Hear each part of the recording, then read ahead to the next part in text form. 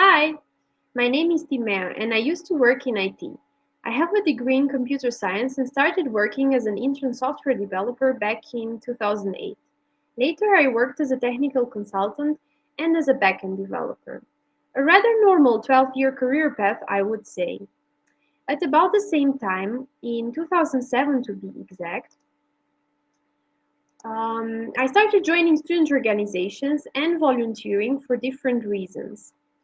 I learned a lot about myself in a multicultural environment, working with people from different cultures and nationalities. I helped companies find IT students. I was responsible to motivate teams, to mentor, and to coach. It was a really fun time of my life.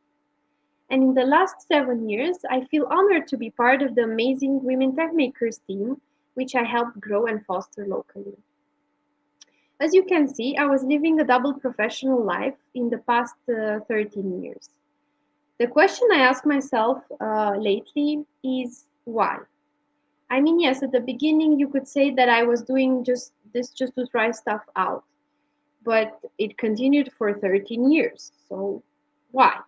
The answer is because of my need to feel I belong to a group of people and that I can be myself in this group of people. In volunteering, I found a community of like minded people. I found friends and I could grow and learn a lot of new things. I could be myself 100%, silly, emotional, caring, friendly, without ever having these traits interpreted as weaknesses. When we are born, we are part of a family, a community, a place. We are an integral part of that context. In Women Techmakers Vienna, I was part of several teams. And together we strive for equality and diversity in STEM regardless of gender. These are just some of the amazing people I met that I can call my friends. We are genetically wired to belong. We are born to be social and to belong to a group of people. And we are not shy to display this when we are part of such a group. We wear branded clothing, we put stickers on laptops, we talk in different certain ways, we use slang, we have a dedicated name. We have a group identity that we help shape and maintain. And still, why did I have a double professional life? The truth is, it's personal and it has to do a lot with the fact that I'm a woman in IT.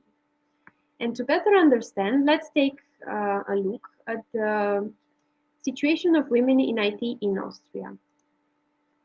On this slide, the numbers that you see here about women in IT in Austria are under the European Europe averages. Uh, from the number of people that work in IT, 17% are women. And this 17% represents 0.3% of the Austrian population, at least back in 2018. And now ask yourselves, how many people use IT daily in Austria? For browsing, for using software to work, for mobile apps for entertainment. Can you imagine your period tracker app being developed only by men? Would you trust it? Can your company develop a successful product for a dedicated target group if you do not have employees that represent the target group? Of course, this goes beyond gender and nationality and religion. You can follow the thought process here. It's already been proven that a diverse team just performs better. It's actually 8 times more likely for you to achieve your business outcomes. It is 6 times more likely to be innovative and agile. These are just some of the findings reported by Deloitte in May last year. The problem that I want to actually draw attention to is that 56% of women who made it and work in IT leave the domain mid-career. Contrary to popular opinion, women are not exiting these careers primarily for family concerns.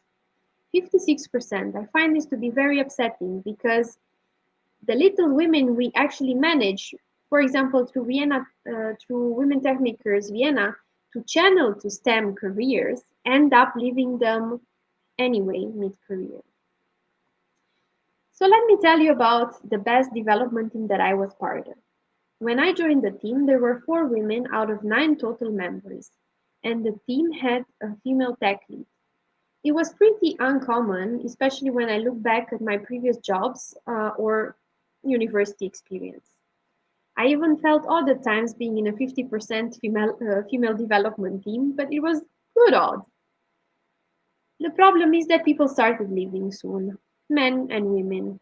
The technical lead left, a good friend developer left, a front end joined and left after a couple of months, a tester left, and I also left. In 1 year, the team lost 50% of people, and 80% were females. This is not uncommon especially in IT. If I look back on my IT jobs and why I left them, I noticed there's a pattern. I always wanted more responsibility and trust. I wanted to work more hours. I wanted to be involved in bigger projects. I wanted to become a leader. Besides this, there were also other aspects. I just had too many examples of bad leadership examples. I've seen conflicts, miscommunication, frustration, and disappointment. It was also about self-development options which were non-existent or very hard to negotiate for. This I found to be in line with what Deloitte Austria reported last year. The number one reason why people switch companies, both in Austria and globally, is because of bad leadership. Other reasons are lack of career development, too little flexibility of work, and lack of diversity in teams. If one looks at the Austrian economy, approximately 94% of the founded companies have up to 9 employees. And the reason that people found companies, at least in the last 2 years, was because they just simply wanted to be their own boss and to work flexible. So I find a certain correlation in these findings.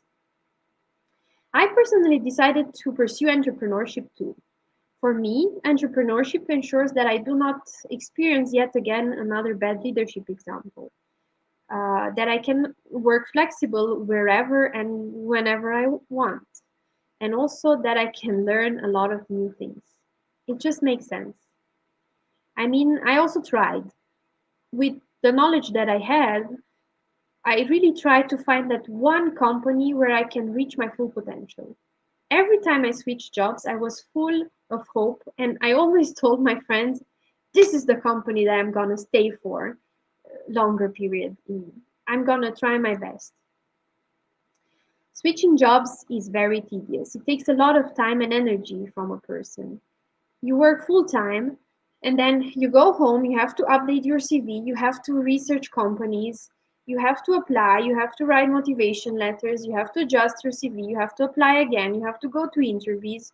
Sometimes you have to take a few days off to fly to assessment centers just to come back home, be more tired. It's just not fun. If you're lucky, yes, can be headhunted and can skip a few of the steps. But I mean, I did not join an IT domain because I want to switch jobs every 2, 3, or 4 years. So what does all this have to do with belonging? And most importantly, how can we attempt to lower this 56%? As an example, at a previous job I had, where I was the only woman on the team and the youngest, I did not wait for anyone to solve inclusion for me, nor to make me feel I belong. I leaned in. I started speaking up in meetings, which ended up in my bad habit of talking over other people just to be able to voice my own opinion. I asked for feedback so much that my team started to be annoyed. I actively asked for more responsibility, but in the end, I was just named an unmanageable employee. I like to actively suggest ways to improve team efficiency and processes, but in the end, they were just not valued enough. And finally, I specifically started to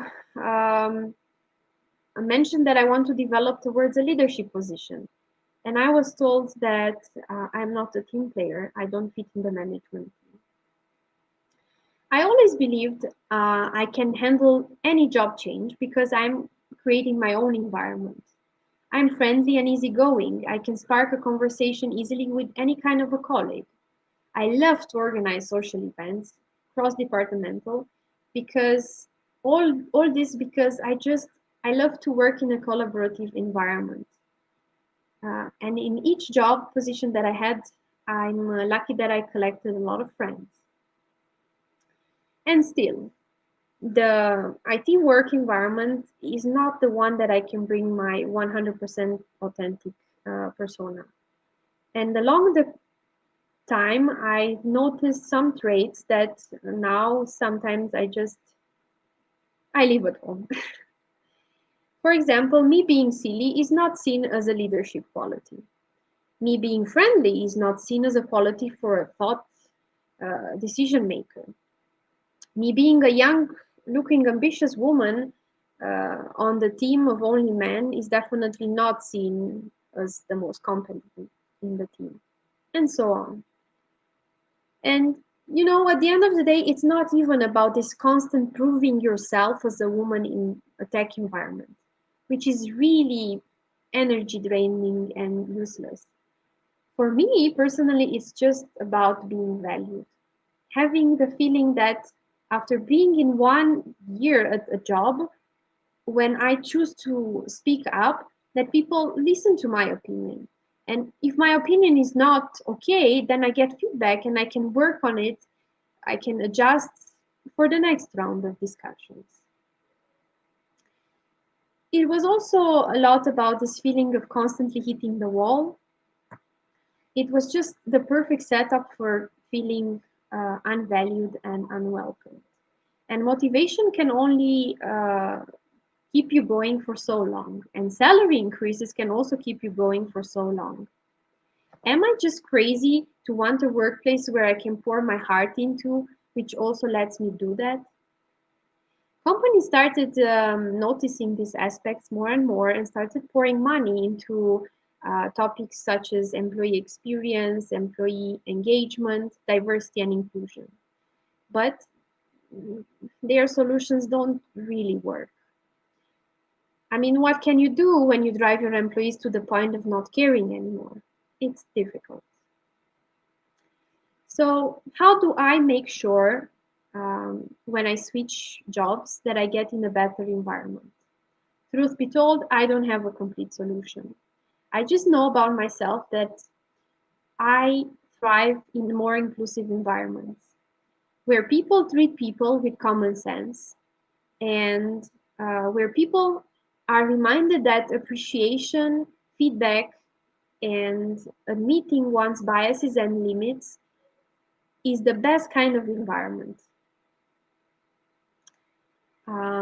So usually I look for these several aspects. I'm looking for places where I can be heard in my own unique way. I look for places where people are treated not how I want to be treated, but how they want to be treated. I look for organizations where the culture is not pushed upon me in a cultural assimilation way, but an environment where I can contribute to the culture and influence it by adding to it. This would not be an issue if, for example, at the beginning, there would be a better fit between my values and what the company culture is really like. If you ask yourself at this point, what can you do to change your environment? Start with yourself. Be open and ask uncomfortable questions. Have those hard conversations about culture, religion, and all the differences that you have with your colleagues. Be patient, respectful, and actively listen when they answer to you. Be vulnerable and admit, yes, I do not know your entire history, or I do not understand this. Please explain it from your perspective. And most important, be an ally for someone who cannot speak up when a wrongdoing happens. Step up for your colleagues that cannot. For example, you could use phrases such as, "This behavior is not okay. This was inappropriate. Please do not interrupt my colleague when she is speaking. Let's involve also other people who did not have the chance to speak yet in this meeting," and so on. At the end of the day, diversity and inclusion are just buzzwords, and they should actually just be called common sense. Common sense should be a buzzword. And now, just imagine the outcomes we could achieve if we create more inclusive work environments. People would not be concerned 25% of their time with fitting in. I would not have to switch jobs every 2, 3, or 4 years, so the IT domain wouldn't have such a high turnover. And employees would just feel more engaged and happy at work altogether. It's a win-win situation, both for employees and for the companies and communities they choose to be part of. So let's go back to my story of belonging and my double professional life. I just want to say that the confidence in my skills that I started to lose when I worked in IT, I regained through Women Techmakers Vienna. And not just regained, but I have discovered my passion for being part of a positive change. It's empowered me. I mentioned that I recently moved to entrepreneurship. Together with my partner Ioana, we are working to build a social enterprise where the positive impact is in the center of the business idea. Throughout this journey, we talked to a lot of people just to understand better the outcomes that I presented to you. And we started working on a solution for this epidemic of workplace exclusion. BELONGin is our solution for all the 56% of women who could have stayed in IT but instead had to leave. And it's also for all the women and men that are considering switching their IT jobs yet again. We discovered that the first step towards finding the workplace where you belong is to be matched with a company that shares your values. On the website belongin.work, you will find a couple of questions that help us do just this for you. It is just the start of the solution. And we will try our best to find the company that fits for you the best. What I learned from being part of communities is that together we can make a positive change. And I want us to show that together we can influence organizations to prioritize better solutions for these problems. We believe the future workplace is a place where people are given the freedom to pursue their interests and passions to find fulfillment. Thank you very much and have a great conference. Together we rise. Thank you, Timea. Would you like to join me here for a short question and answer? Yes, you do. Hi. Yes, hi. Hi, everybody. You are still sitting in the Black Forest, right? Yes, I have the same background, as you can see. It's a very lovely one. I like it. Well, let's dive into it, right? I mentioned it before that I saw your previous talk, like the version you had prepared for March originally, and this one, well, it was very different, and you started to focus a lot on your company for obvious reasons, I guess. But I was also wondering, the whole Corona situation and the lockdown situation and the suddenly changing working environment, how did this situation influence your idea about bringing up your own company? Well, to be honest, a lot has changed since March, and also due to the pandemic. And first of all, I had more time to think about my passions and what I want to do in the next years. And the circumstance just somehow helped me decide that I want to pursue entrepreneurship. And so this happened actually at the end of March, beginning of April. Um, so yeah, actually, I feel like a lot has happened. I wanted still, and I kept on the point of the whole aspect of belonging, because I am very interested in the topic of diversity and inclusion. And um, according to research, and also the trend, the newest like aspect to this is the whole question about uh, people being social and this need of belonging to a group of people. So that the title didn't change, but I had just more time to research on the topic, to be honest. And one point led to the other, like the whole aspect about how many women work in IT in Austria. I didn't have the numbers concretely beforehand. And it just, the whole story got more concrete. And it also helped me to find out a dedicated problem that I want to help solve. And that's what we are doing with the business idea. So yeah, a lot has changed since March, and Corona helped me in that aspect because I just had more time to think about this. Um, and in general, I had more time to research the topic. Yeah, we saw that. I think that you mentioned a lot more numbers than in the previous versions, and I do like numbers. In our chat, you get a lot of congratulations. Joanna is saying that she especially loved the part, "We are genetically wired to belong. Wish you good luck." Thank you, Joanna. Talking about that, we are genetically wired to belonging. I would like to ask another question. You mentioned your business partner, who is obviously a woman, and I was wondering, how important was it for you to find a woman as a business partner, and how did you find her?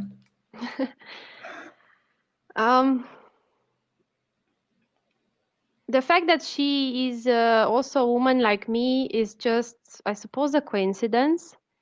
We don't want to make this solution only for women. So it's for all genders, basically, that have this problem of finding a company where they fit completely and they don't have to change the company so often.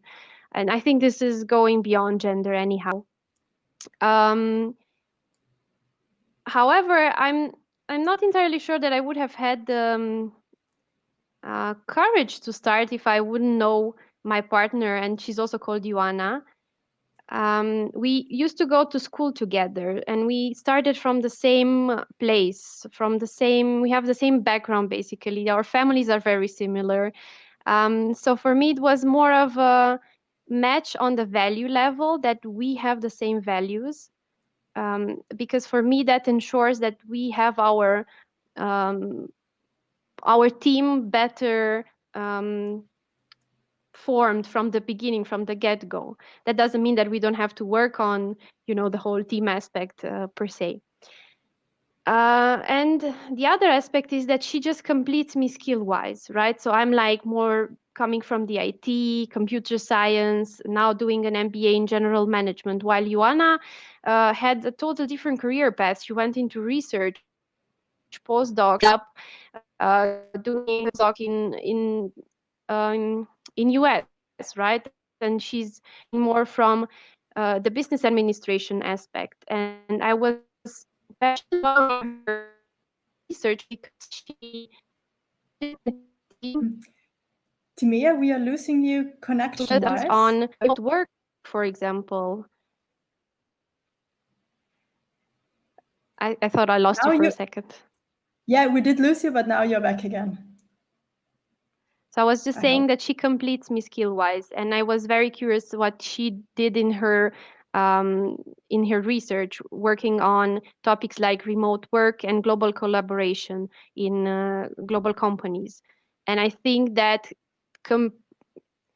remote work is very strong topic at the moment. Diversity and inclusion could not function without communication, and she has these angles, this knowledge that we grow together, also knowledge wise.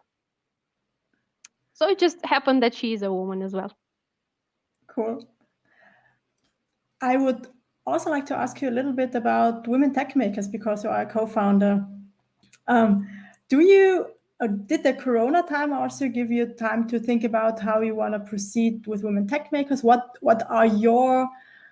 is your vision with Women Techmakers? I always go from year to year strategy wise, and I always say that I'm trying to feel the pulse of the community and in which direction they want to go with us. But to be really, really honest, I think the main people that I listen to are the people in the organizing team. I listen mostly to their experiences and what they want to have as content, as topics, as you name it at the conference. I basically just navigate a bit around it. Concretely, for example, I have to admit, some of our sponsor partners fell through because of the Corona situation. And then I decided, I made the proposal that, okay, if we cannot showcase so many sponsors as companies, then let's just take a step back and go back to what Women Techmakers was initially about, which is showcasing local communities, NGOs, and local opportunities. And so since about a month, we shifted strategy, and on our website, for example, you find this huge sections where we link to the local communities that do such a wonderful job to help women in STEM careers, each in their own unique way. And some of them will actually get on stage between our talks. So it was actually something that was decided because of the context. But long term, I don't know, I'm just every year amazed how self-sustaining the whole team is. So I'm like 100% that, like, confident that, for example, if I take now a step back and I focus more on my business idea, Women Techmakers Vienna will be still amazing and pulsating and growing in the right direction, because the people behind it is just not just me. Like, I'm just a tiny person in the team. Every single one of you just make it amazing, and you bring in most of all this what does the community need. Well, thank you very much. Thank you very much for saying that. Also, thank you very much for doing this Q&A with us. And you already said the correct keywords. We are going to have a break now, first break. And in every break, we're going to show you some videos, either from our sponsors, but from all these partners and local network communities that Timea mentioned. So yes, make sure to check them out. They're really doing amazing work, and we always look to showcase new initiatives, which we have already also on the website. And last thing that I want to mention is it is not a given that I was invited to the keynote. I ended up doing the keynote because my main organizer, Mehik, invited me to do it, and she had the okay from the team as well. So thank you for the trust, first of all, dear team, and I hope we have together a nice conference.